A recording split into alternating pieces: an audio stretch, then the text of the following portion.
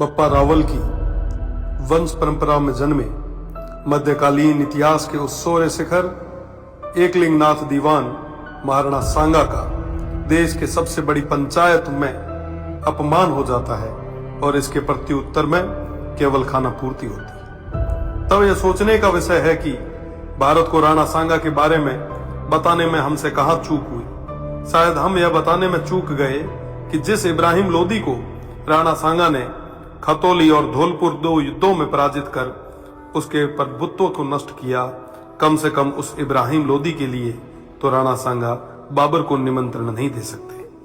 1519 में गागरोन के युद्ध में मालवा के सुल्तान महमूद खिलजी को 3 माह बंदी बनाने वाले, ईडर के युद्ध में गुजरात के मोहम्मद शाह की सेना को पराजित करने वाले, दिल्ली, मालवा और गुजरात की संयुक्त सल्तनतों को हराने वाले तत्कालीन भारत के शक्तिशाली शासक राणा सांगा को कहां जरूरत है किसी विदेशी को आमंत्रित करके सहायता लेने की।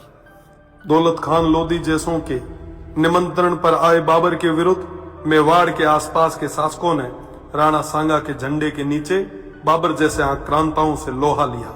जिस राणा सांगा के साथ आमेर से पृथ्वीराज जी कछवाहा, बीकानेर से कल्याणमल जी, जोधपुर से मालदेव जी, मेड़ता से मीराबाई जी के पिताजी रतन सिंह जी व वीरमदेव जी, ईडर से भारमल जी, बूंदी से नरबत जी हाड़ा, सिरोही से अखेराज जी देवड़ा, सादड़ी से झाला अजय जी, चंदेरी से मदीनी राय प्रतिहार जी, हसन खान मेवाती सहित आसपास के सभी सरदारों का सहयोग हो, उन महाराणा सांगा को किसी विदेशी की सहायता की आवश्यकता नहीं।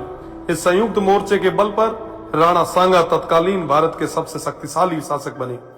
फलस्वरूप स्वयं बाबर ने राणा सांगा को अपना सबसे बड़ा शत्रु बताया।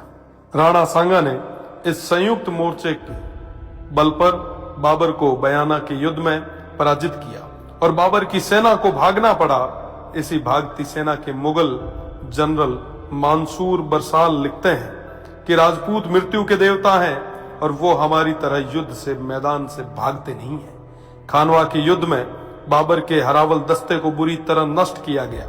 इस युद्ध में क्षत्रिय तलवारों का पहली बार तोपों से सामना हुआ।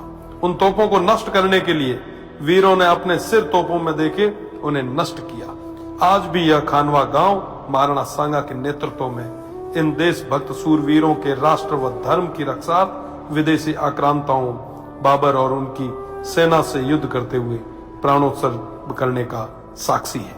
राणा सांगा न केवल वीर थे बल्कि सभी धर्म और पंथों का सम्मान भी करते थे। राणा सांगा उत्तर भारत के स्वाभाविक नेता बन के उभरे।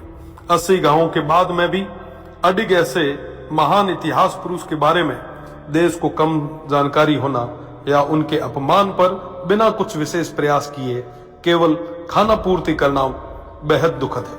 भारत तो छोड़िए, ऐसे महानायक की प्रतिमाएं आपको राजस्थान में भी न के बराबर मिलेगी। महाराणा सांगा की विरासत और धरोहरों को आज संरक्षण की आवश्यकता है। इस और ध्यान देना हम सभी का कर्तव्य है। ऐसे प्रयास ही महाराणा सांगा के प्रति सच्ची श्रद्धांजलि होगी और इनके इतिहास को धूमिल करने का प्रयास करने वालों को करारा जवाब।